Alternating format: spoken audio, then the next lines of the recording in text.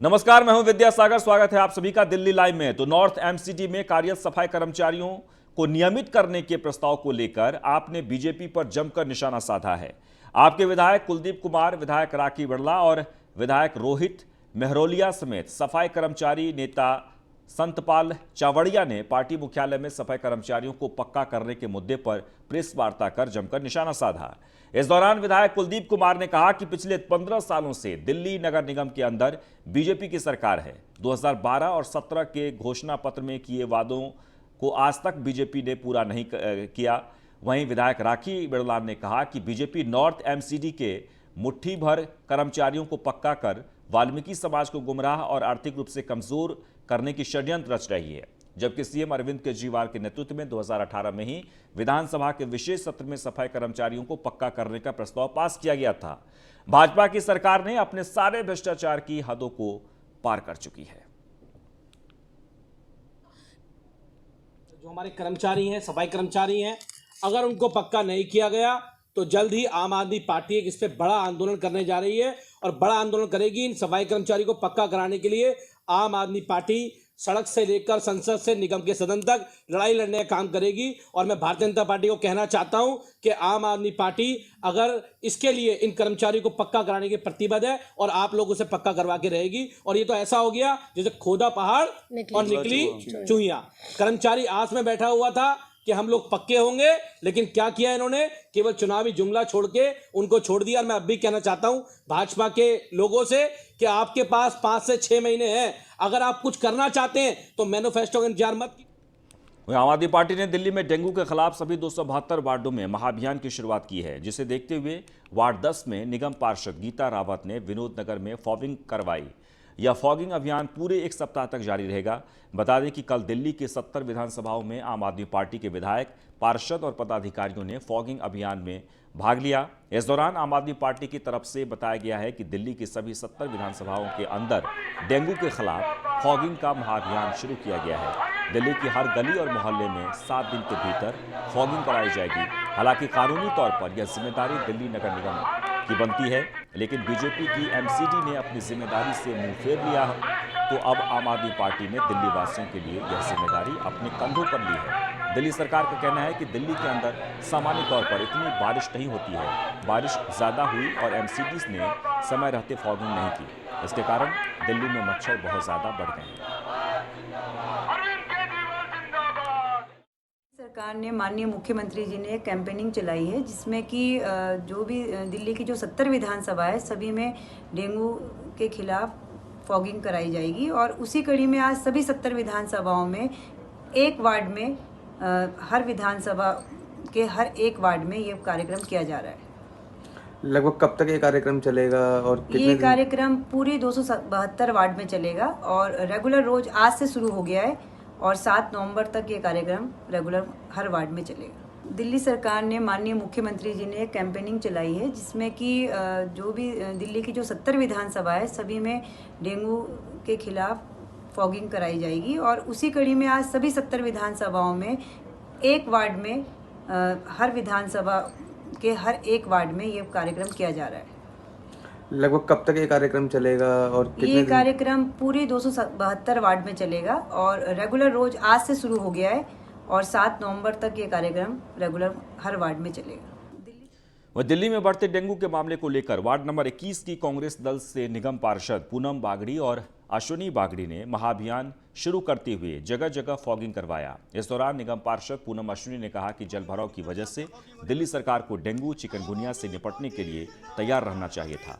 तब सरकारों की कोई तैयारियां नहीं थी, जिसके चलते दिल्ली में मामले बढ़ रहे हैं।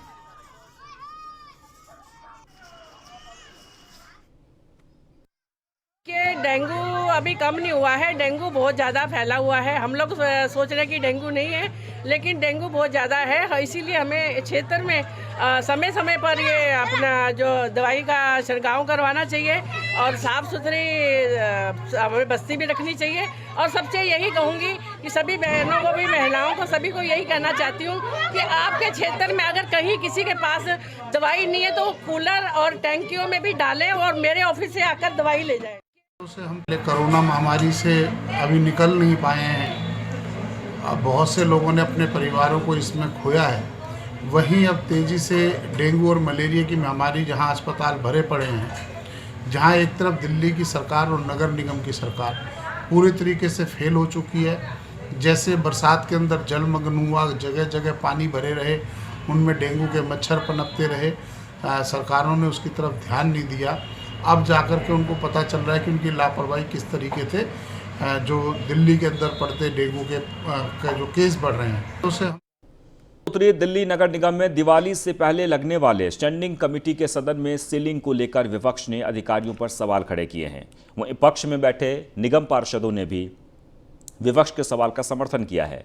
ऐसे में अब पक्ष विपक्ष दोनों ने मिलकर अधिकारियों से जवाब मांगा है कि आखिर कब तक सीलिंग को लेकर आम जनता परेशान होती रहेगी। देखिए, ये विषय कई बार ही उठा है और पिछली बारी हमारे स्टैंडिंग कमेटी में भी हमारे जो पार्षद थे बीजेपी के, उन्होंने ये विषय उठाया कि जितनी भी जो गलत सील प्रॉपर्टीज़ हैं उस पर तुरंत उन प्रॉपर्टीज़ को डीसील किया जाए। आज फिर वही मैटर आया और चेयरमैन साहब ने भी पूरा आश्वासन दिया आज कि जो प्रॉपर्टीज़ गलत सील हो गई हैं, क्योंकि कुछ में ऐसी गाइडलाइंस हैं, सुप्रीम कोर्ट की जो वर्डिक्ट आई है कि जो प्रॉपर्टीज़ मॉनिटरिंग कमेटी के द्वारा सील की गई हैं उस पर हम लोग कोई एक्शन नहीं ले सकते। 2017 से लेकर अब तक 4346 संपत्तियां सील करी गई हैं, यह जवाब प्राप्त हुआ। इसमें से 1559 संपत्तियों को डीसील करा गया है। मैंने कहा कि बाकी प्रॉपर्टियों को क्यों नहीं डीसील करा जा रहा, तो उसका जवाब आया कि 75 और 76 एप्लीकेशन हम पे पेंडिंग है। तो मैंने पूछा कि आप ये बताइए क्या वो 3000 लोग जो इसके अलावा 3000 लोग बच गए, 2800 लोग जो बच गए, उन लोगों ने क्या अपनी एप्लीकेशन नहीं लगाई होगी? 2017 से लेकर अब तक 4346 संपत्तियां सील करी गई हैं, यह जवाब प्राप्त हुआ। इसमें से 1559 संपत्तियों को डीसील करा गया है। मैंने कहा कि बाकी प्रॉपर्टियों को क्यों नहीं डीसील करा जा रहा, तो उसका जवाब आया कि 75 और 76 एप्लीकेशन हम पे पेंडिंग है। तो मैंने पूछा कि आप ये बताइए क्या वो 3000 लोग जो इसके अलावा 3000 लोग बच गए, 2800 लोग जो बच गए, उन लोगों ने क्या अपनी एप्लीकेशन। नई दिल्ली के ऐतिहासिक जंतर मंतर में आगामी 7 नवंबर को भारतीय गौ क्रांति मंच के तत्वाधान में गौ माता को राष्ट्र माता घोषित करवाने के उद्देश्य से महाजन आंदोलन की तारीख आगे बढ़ा दी गई है। दरअसल कोविड प्रोटोकॉल के चलते इस आंदोलन को अनुमति नहीं दी गई है। भारतीय गौ क्रांति मंच के संस्थापक गोपाल मणि ने बताया कि उनकी 5 प्रमुख मांगे हैं जिन्हें सरकार को हर हाल में मानना होगा। इसमें गौ माता को राष्ट्रमाता का दर्जा देना और गाय के गोबर का प्रयोग खाद के लिए करना, 10 सालों से कम उम्र के बच्चों को देशी गाय का दूध उपलब्ध कराने और जर्सी गाय पर प्रतिबंध, दीनहीन गायों के रहने का प्रबंध कराने की मांग की गई है। उन्होंने भारत सरकार से गाय को राष्ट्रमाता की घोषित कराने की मांग की है। इस दौरान गोपाल मणि ने गौ माता की महिमा बताते हुए कहा कि गौ माता हमारी भारतीय सनातन संस्कृति की मूल है। वेद शास्त्रों में गाय को मां का सम्मान है। 80 करोड़ हिंदुओं की धार्मिक आस्था के प्रतीक है। गाय में 33 करोड़ देवी देवताओं का वास माना जाता है। हमारा उद्देश्य यह है कि गौ इस देश में पशु नहीं, गाय को हमारे वेदों ने, पुराणों ने, सनातन धर्म ने हमेशा माता का सम्मान दिया और हम चाहते हैं कि भारत सरकार इस देश के अंदर गौ को राष्ट्र माता का सम्मान दे। इसके लिए हम लोगों ने अभी तक पूरे देश के हर जनपद में जा करके आंदोलन किए। इस देश के हर राज्य की राजधानी में जा करके आंदोलन किया। इस देश की, भारत की राजधानी दिल्ली में 3 बार आंदोलन कर चुके हैं। 23 फरवरी 2014, 28 फरवरी 2016 और 18 फरवरी 2018। अब की बार 7 नवंबर को आंदोलन था। पूरे देश के अंदर लोग सक्रिय थे, करोड़ों करोड़ों लोग तैयार थे, लेकिन भारत सरकार हमको अनुमति नहीं दे रही।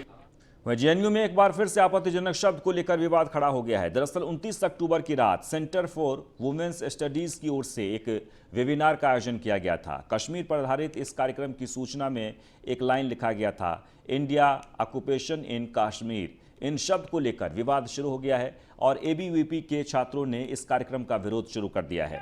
वहीं इस कार्यक्रम की सूचना पाते ही जेएनयू प्रशासन ने अविलंब कार्यक्रम को शुरू होने से पहले ही रद्द कर दी है। साथ ही इस पूरे मामले की जांच कराने के आदेश भी दिए। वहीं जेएनयू और लेफ्ट समर्थक छात्रों ने त्रिपुरा विवाद पर रात को एक प्रोटेस्ट मार्च निकाला। लेफ्ट समर्थक छात्रों का आरोप है कि त्रिपुरा में मुस्लिम समुदाय के लोगों के साथ वहां की सरकार और कई संस्थाएं अत्याचार कर रही है। कश्मीर हमारा है, वो कश्मीर को जिंदाबाद